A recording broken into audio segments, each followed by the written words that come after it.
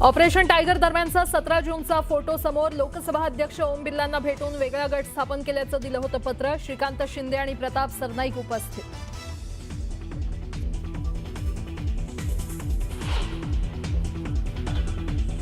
आणि आमचे mimicry artist मला म्हणायला लागले हिंदीत का बोलले.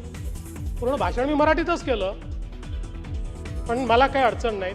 ते जर मिमिक्रीच्या क्षेत्रात गेले असते तर एकाही स्टँडअप कॉमेडियनला या ठिकाणी मार्केट राहिलं नसतं. राज ठाकरेंनी केलेल्या मिमिक्रीला मुख्यमंत्री फडणवीसांचं खोचक उत्तर.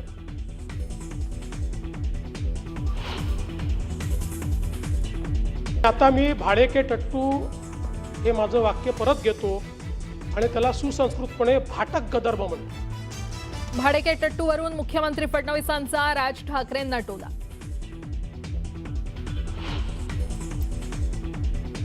महात्मा फुले कर्जमाफी योजनेतले जे लोक होते ज्यांना 50,000 रुपयापर्यंत आपण म्हटलं होतं, त्यांनाही 2 लाखापर्यंत कर्जमाफी झाली. शेतकरी कर्जमाफीबाबत मुख्यमंत्र्यांची मोठी घोषणा. नियमित कर्ज फेडणाऱ्यांनाही कर्जमाफीचा लाभ.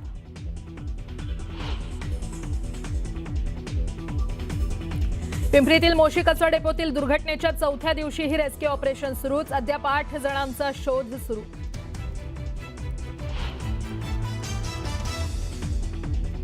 मुख्यमंत्री देवेंद्र फडणवीसांनी घेतली मोशी दुर्घटनेबाबत पुण्यात आढावा बैठक. मृतांच्या कुटुंबियांना मदत करण्याचे निर्देश.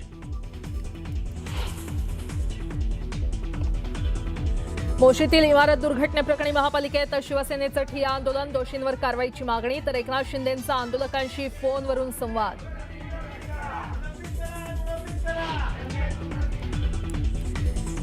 राज्यभरात एफडीएची विविध ठिकाणी धडक कारवाई. दूध आणि दुग्धजन्य पदार्थांचा तब्बल 2000 लिटर साठा जप्त. तर 4 हॉटेल्सचे परवाने रद्द.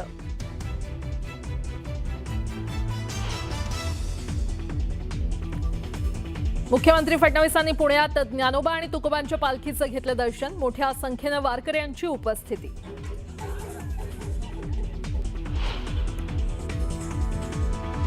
आणि ज्ञानोबा आणि तुकोबांच्या पालख्यांचा अवघड. दिवे घाटातून प्रवास. माऊलींची पालखी सासवडमध्ये मुक्कामी. तर तुकोबांची पालखी लोणी काळभोरमध्ये मुक्कामी.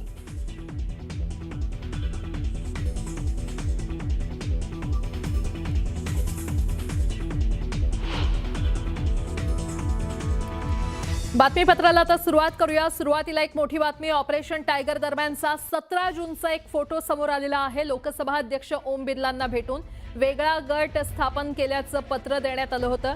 17 जूनचा हा फोटो असल्याची माहिती आता समोर आलेली आहे. या फोटोमध्ये खासदार श्रीकांत शिंदे आणि प्रताप सरनाईक उपस्थित असल्याचं पाहायला मिळतंय.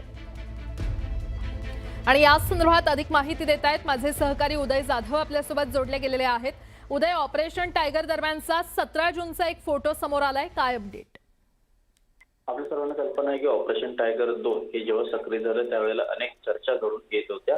त्याच वेळेला शिवसेना उद्धव बाळासाहेब ठाकरे पक्षाचे 6 खासदार नेमके कुठे ते कधी पक्ष प्रवेश करणार आणि त्या संदर्भातले कायदेशीर पूर्तता करणारे पत्र ते लोकसभा अध्यक्ष ओम बिर्ला यांना कधी देणे याबद्दल सर्वांना उत्सुकता होती. मात्र पडद्यामागे ज्या घडामोडी घडत होत्या त्याचे फोटो जे आहेत ते आता प्रसिद्ध झालेले आहेत. आपण पाहतोय की शिवसेनेचे लोकसभा गटनेते श्रीकांत शिंदे आणि शिवसेनेचे मंत्री प्रताप सरनाईक यांच्या उपस्थितीमध्ये शिवसेना ठाकरे गटाचे 6 खासदार हे लोकसभा अध्यक्ष ओम बिर्ला यांना भेटले. त्यावेळेचे फोटो जे आहेत ते आता प्रसिद्ध झालेले आहेत. आणि या फोटोमध्ये आपल्याला शिवसेनेचे 5 खासदार जे आहेत ते दिसत आहेत. यामध्ये ओमराजे निंबाळकर हे उशिरा दाखल झालेले आहेत आणि त्यांचे फोटो जे आहेत ते आता प्रसिद्ध झालेले. एकंदरीत ऑपरेशन टायगर 2 सक्रिय होत असताना त्या दरम्यान काय पडद्यामागे घडामोडी घडत होत्या त्याची साक्ष देणारे हे फोटो जे आहेत ते आता प्रसिद्ध झालेले आहेत. त्याचबरोबर आता ऑपरेशन टायगर 3 हे कधी सक्रिय होणार, ते कधी पूर्णत्व देणार याची देखील उत्सुकता आता ताणली गेली आहे. ठीक आहे उदय, धन्यवाद या संपूर्ण माहितीसाठी.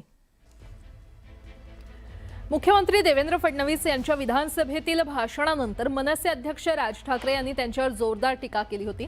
राज ठाकरे यांच्या टीकेला आता फडणवीसांनी जोरदार प्रत्युत्तर दिलंय. मिसिंग लिंकवरील पुलाबाबत खोटी माहिती पसरवणं म्हणजे महाराष्ट्राचाच अपमान आहे असं म्हणत फडणवीस आपल्या विधानावर ठाम राहिले. शिवाय हिंदीत बोलल्याबद्दल टीका करणाऱ्या राज ठाकरेंचं नाव न घेता त्यांनी मिमिक्री आर्टिस्ट म्हणत टोला लगावला. पाहूयात. वेळ मला बोला, पण महाराष्ट्राचा अपमान मी सहन करणार नाही. वा रे वा. लोक त्या मिसिंग लिंक बद्दलच बोलतायत, महाराष्ट्राचा कुठे अपमान करतायत. आता मिसिंग लिंक बद्दल बोललं तर ह्याच्यात महाराष्ट्राचा अपमान कुठे आला? लोकांनी प्रश्नही नाही विचारायचे. मिसिंग लिंकवर जो काही त्या ठिकाणचा पूल आहे, केबल स्टेट ब्रिज आहे, त्या ठिकाणी जगातले सगळ्यात मोठे टनेल्स आहेत, याला एकही क्रॅक गेलेली नसताना, त्याचं काहीही नुकसान झालेलं नसताना 7,000 रुपये पाण्यात गेले, 7,000 कोटी पाण्यात गेले, 7,000 कोटी पाण्यात गेले. हा माझा अपमान आहे? महाराष्ट्राचाच अपमान आहे. खोट्या बातम्या पेरणं, अफवा पसरवणं हा महाराष्ट्राचा अपमान आहे.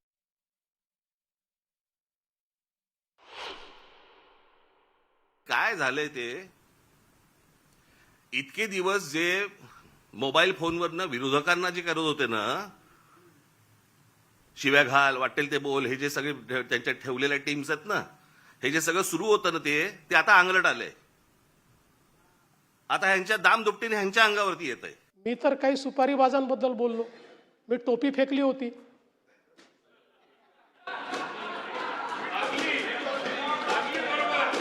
अनेकांना का लागली मला समजलंच नाही. अनेक लोकांना ती लागली.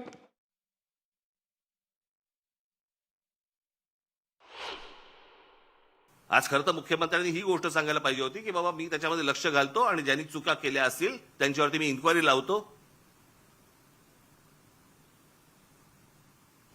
ते राहिलं बाजूला. याच्यामध्ये जो राजकारण करेल त्याला मी बघून घेईन. बघून काय घेईन? सुसंस्कृत महाराष्ट्राचा मुख्यमंत्री आहे, विधानसभेमध्ये बघून घेईनची कुठची भाषा आली? हिंदीमध्ये बोललो, भाडे के टट्टू. काही लोकांना त्याचे दुःख झालं आणि ते म्हणाले मुख्यमंत्र्यांनी सुसंस्कृत बोलायला पाहिजे होतं. म्हणून नानाभाऊ जाऊन मी अभ्यास केला आणि आता मी भाडे के टट्टू हे माझं वाक्य परत घेतो आणि त्याला सुसंस्कृतपणे भाटक गदर्भ म्हणतो. भाडे के टट्टू नाही, भाटक गदर्भ. आणि जर कोणाला समजलं नसेल तर मग सुपारीबाज. बातमीपत्रामध्ये आता पाहणार आहोत सुपरफास्ट 100 बातम्या. सुरुवात करूयात.